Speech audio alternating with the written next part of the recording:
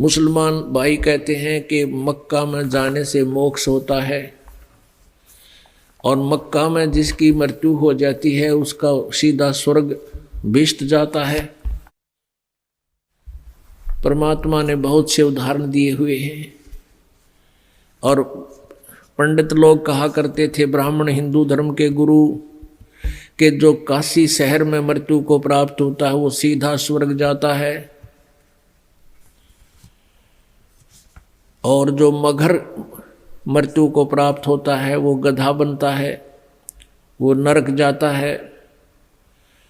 परमात्मा कबीर जी, परमेश्वर जी स्वयं जब तत्वदर्शी संत की भूमिका करने आए हुए थे बनारस में, काशी में, तब कहा करते थे कि पुण्यकर्मी प्राणी और सत साधना करने वाला भक्त वो कहीं पर भी शरीर छोड़े, कहीं पर भी उसकी मृत्यु हो, वो अपनी भक्ति की कमाई से अपने इष्ट के पास चला जाता है, वो नरक नहीं जाता। और दुष्कर्मी प्राणी, सत भक्ति ना करने वाला भक्त, चाहे कहीं पर भी काशी मरो चाहे मगर मरो, वो सीधा नरक में जाता है। लेकिन ये बात उन काशी के पंडितों के गले नहीं उतरे थी। इस भ्रम को मिटाने के लिए परमेश्वर जी, कबीर जी ने कहा कि भाई मैं मगर में शरीर छोड़ूंगा, मैं मगर में शरीर छोड़ूंगा और पंडितों तुम मेरे साथ चलो और थारे ये पत्रे वत्रे ज्योतिष जातिष सारी इकट्ठी कर ला लियो तुम और बता दियो फिर यहाँ उपस्थित लोगों को कि मैं कहाँ गया हूँ, ईमानदारी से बताना। मैं जो साधना कर रहा हूँ वो सत साधना है। परमात्मा एक लीला करने आए थे, उदाहरण देने आए थे और भ्रम मिटाने आए थे। काशी में क्या कर रखा था इन नकली गुरुओं ने, ब्राह्मणों ने, इन दुश्मनों ने हमारे साथ क्या कर रखा था? झूठ ऐसा बहका रखा था हमारे पूर्वजों को कि जो काशी में मरता है वो सीधा स्वर्ग जाता है। तो श्रद्धालु व्यक्तियों ने, जिनके पास कुछ धन अच्छा था, धनी लोगों ने, विशेषकर वैश्य कुल के लोगों ने, वाणियों ने, उन ब्राह्मणों की बात को बहुत महत्व दिया। उनके बुजुर्ग कहने लगे, बेटा हमारी मृत्यु तो होनी है, यदि हमारा काशी में कुछ दिन निवास हो जाए लास्ट में तो हमें स्वर्ग मिल जाएगा, गुरुजी बताते हैं। तो उन भक्तों ने सोचा भी माँ बाप ने सारी उम्र हमारे लिए बहुत कुछ किया है और अंत के समय में इनको काशी में कोई किराए पर मकान लेकर नौकर छोड़ जाएंगे, ये वहाँ मृत्यु को प्राप्त हो जाएंगे, गुरुजी के वचन भी सुनते रहेंगे और इनका कल्याण हो जाएगा। ऐसा करना शुरू कर दिया। फिर उन गुरुओं ने के स्कीम बनाई कि ये बहुत ज़्यादा उनके श्रद्धालु आने लागे और बाहर कमरा लेंगे। तो उनके लिए उन्होंने कहा कि तुम ऐसा करो, हमारे पास ही छोड़ दो अपने माता पिता को, जो इनका खर्चा दो हमें दे दो, हम इनकी सेवा कर दिया करेंगे, यहाँ भक्ति भी करते रहेंगे, हमने भी खर्चा अपनी रोटी बनानी है, इनको भी बना दिया करेंगे। अब लालच में वह आफत मोल ले ली उन पंडिता ने। अब बुढ़ा और बुढ़िया ने वहाँ छोड़ा और उनको महीने के 10-20 रुपये देने लगे। पहले 10-20 रुपये बहुत ज़्यादा होते थे, 20,000 के करीब होते थे। तो ब्राह्मणा का जी सा आ गया उन नकलियाँ के गुरुओं के, जो उनके गुरु थे। एक गुरु के पास और 20-20 बूढ़ा बुढ़िया इकट्ठी होगी और बूढ़ा बुढ़िया तो एक कहना संगवाया ज़्यादा तकलीफ हो जाता है। और उन हो गए 10-10, 20-20 एक के पास, गुरु जी के पास। अब उन मुश्किल माच गई कि क्या करें, या लालच में आप पत्तों मोल ले ली। फिर उन्हें स्कीम बनाई उन दुष्टों ने। क्या स्कीम बनाई कि भाई एक ऐसी अफवाह फैला दो, एक ऐसी प्रोपगंडा छोड़ दो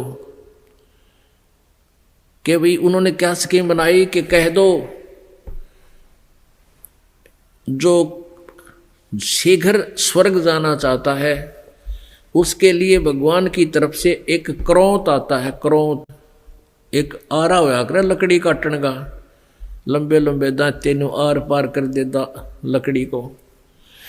वो गंगा दरिया के किनारे एक स्ट्रक्चर सा बना के ऐसे, और उसके अंदर एक आरा ऊपर नीचे आण का एक थोड़ा सा स्थान छोड़ दिया, और उसके चलाने का हैंडल काफी दूरी पर कर दिया रस्सों से। ढीला छोड़े तो वो नीचे आ जा, ऊपर खींचे तो ऊपर चला जा। और ये प्रोपगंडा फैला दिया, भाई जिसने जल्दी स्वर्ग जाना हो भगवान की तरफ से एक क्रोध आता है, और वो क्रोध जिसने काट देता है उसका सीधा स्वर्ग चला जाता है। अब परमात्मा पाने के लिए उन बूढ़ा बुढ़िया ने सोची हमने मृत्यु तो होनी है, और बुढ़ापे में दुखी हो रहे हैं, और क्यों ना क्रोध ले ले। उसकी एक्स्ट्रा फीस रख दी, एक्स्ट्रा चार्ज कर दिया 100 रुपये 50 रुपये।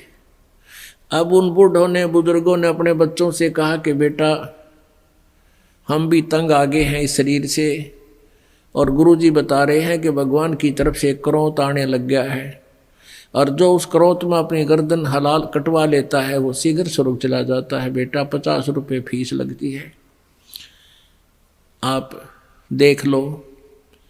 अब बच्चा ने सोची माँ बाप की इच्छा है तो ठीक है, माता पिताजी ये 50 रुपये गुरु जी को दे दीजिए, हमारे पिताजी को स्वर्ग भेज दो। अब वो लागे कसाई वाला कर्म करने, वहाँ नीचे गर्दन रखवावे और ऊपर तय क्रोध आवर उन्हें काट दे। इस प्रकार स्वर्ग भेजन लागे, क्यों पीछा छुटवाना था हमने तो अपना। और प्रोपगंडा फैला दिया कि जो क्रोध में शीश कटा लेता है वो सीधा स्वर्ग जाता है। तो परमात्मा पाने के लिए पुण्यात्माओं ने वहां गर्दन देनी भी शुरू कर दी, कटवानी शुरू कर ली। तो परमात्मा के बद्दी छोड़ कहा करते कबीर जी, बिना भक्ति क्या होते हैं भावे कांसी क्रोत ले। क्रोत आरे न बोला करते, वो आरी लंबा आरा होया करता है। कहते भक्ति बिना कुछ नहीं बना, चाहे काशी में जाकर क्रोध भी ले ले, गर्दन कटवा ले, और मिटे नहीं मन वासना बहुविध भरम संधे। जैसे वो काशी के लोगों ने, उन पंडितों ने ये अफवाह फैला रखी थी कि जो मगर मरता है, मगर गोरखपुर से 25 किलोमीटर की दूरी पर एक कस्बा है, और उस कस्बे का उस समय एक बिजली खान नाम का पठान नवाब था। वो भी कबीर परमेश्वर जी का शिष्य हो गया था। एक बार वहाँ अकाल गिर गया था मगर स्टेट में, मगर रियासत में, और सभी जंतर मंतर कर लिए थे। सभी सिद्ध पुरुषों ने हाथ खड़े कर लिए थे कि तुम्हारे संस्कार में 4 वर्ष वर्षा नहीं है, 4 वर्ष का अकाल गिरेगा ही गिरेगा। तब कबीर परमेश्वर जी के पास बिजली खां पठान स्वयं गए थे, परमात्मा मगर में आए थे, और आते ही वर्षा ने जबरदस्त वर्षा करवा दी थी। सब भर दिए थे, तालाब तुलोब सब एक कम एक कर दिया था। उसके बाद उस मगर स्टेट, मगर रियासत के यानी मगर कस्बे के सभी व्यक्तियों ने परमेश्वर कबीर जी से उपदेश ले लिया था। हिंदू और मुसलमानों ने, उस मगर के अंदर आधे मुसलमान थे, आधे लगभग हिंदू थे, और सभी ने, क्योंकि मरता के नहीं करता, फिर ज्ञान समझ में आ गया। तो मगर रियासत का जो नवाब था वो बिजली खां पठान भी कबीर परमेश्वर जी का शिष्य था। उधर से काशी नरेश वीरदेव सिंह बघेल, वो भी कबीर परमेश्वर जी की भक्ति और ज्ञान और शक्ति से परिचित होकर के उपदेशी कबीर जी के शिष्य थे। तो कबीर परमेश्वर जी ने कहा कि भाई धरती का भरोसा नहीं रहना चाहिए, तुम कोई तो कहते हो मथुरा में मोक्ष होगा, नहीं। परमात्मा कहते हैं मुक्ति खेत मथुरा परी, और किन्या कृष्ण कलोल, और कंस के सी चाणोर से वहाँ फिरते डामाडोल।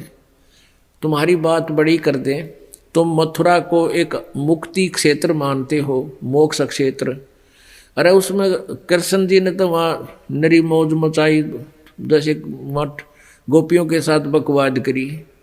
और उस मोक्ष, तुम मानते हो मोक्ष स्थान ही है वो, तो उस मोक्ष स्थान पर कंस, केसी और चाणूर जैसे का बक्कल उतरा, उन बकवाद प्राप्त हुई, उनका मोक्ष ना हुआ।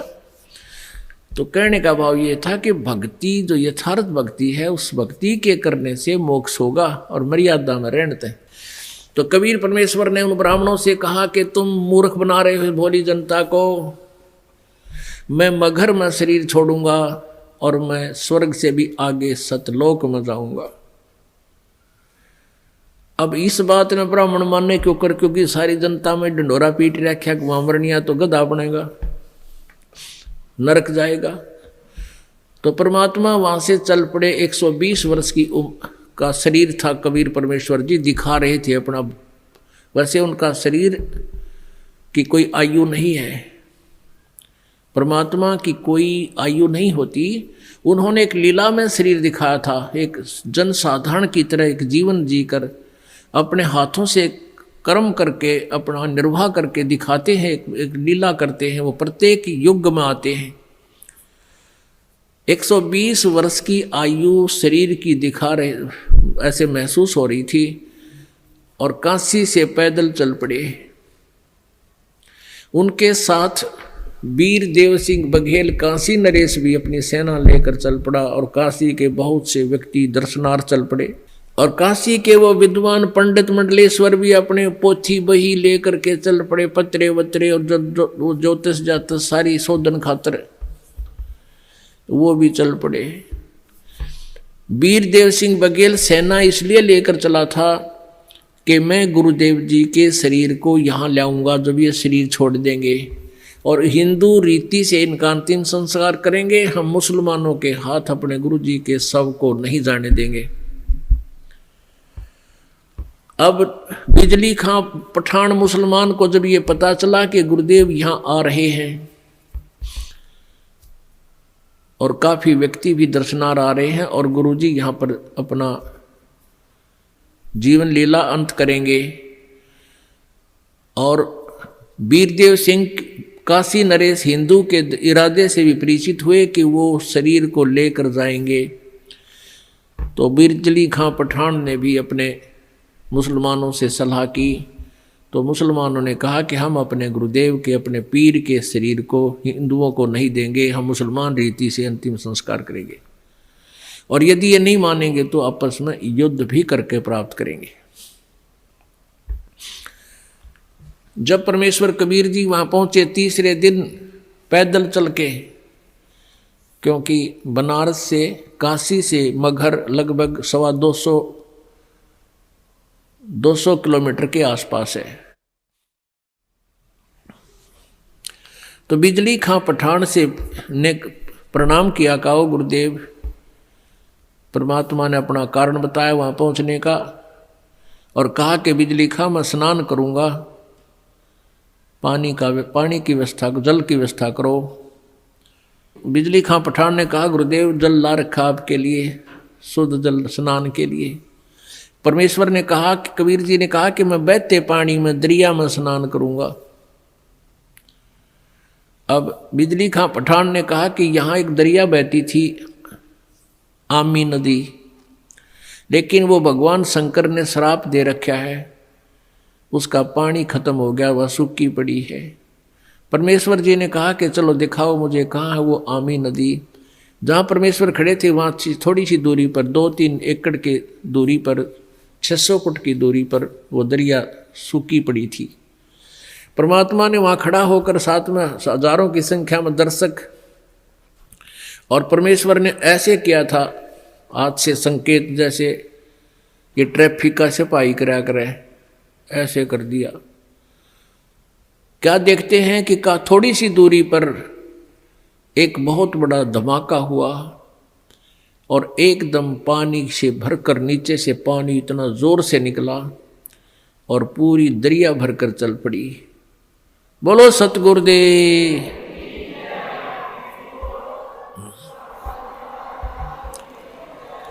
बंदी छोड़ कबीर परमेश्वर जी की जय। सबने स्नान किया, जलपान किया, स्नान किया, जल पिया। फिर परमेश्वर जी ने कहा कि भाई एक दो चादर लाओ, एक नीचे बिछाऊंगा, एक ऊपर ओढ़ कर लेटूंगा। फिर परमेश्वर ने पूछा कि भाई बिजली खां पठान तुम सेना किस लिए लाए हो, वीरदेव सिंह बघेल तुम सेना किस लिए लाए हो। दोनों ने नीचे गर्दन कर ली, आज सामने सामने खड़े थे। दूसरे हिंदू और मुसलमान कहने लगे, हिंदू कहने लगे कि हम आप जी के शरीर को इन मुसलमान काफरों के हाथ नहीं लगने देंगे, हम आपके शरीर का अंतिम संस्कार हिंदू रीति से करेंगे। मुसलमान कहने लगे हम इन हिंदू काफरों के हाथ आपका शरीर नहीं लगने देंगे, हम आपके शरीर का अंतिम संस्कार अपने हिसाब से करेंगे, और यदि ऐसा नहीं हुआ तो हम युद्ध करके शरीर प्राप्त करेंगे। अब परमेश्वर ने कहा, रे बोले आदमियों, निकम्यों, 120 वर्ष हो गए मैंने तुम्हें शिक्षा देते ने, आज तक तुम मेरे शिक्षाओं का इतना ही पालन कर पाए हो।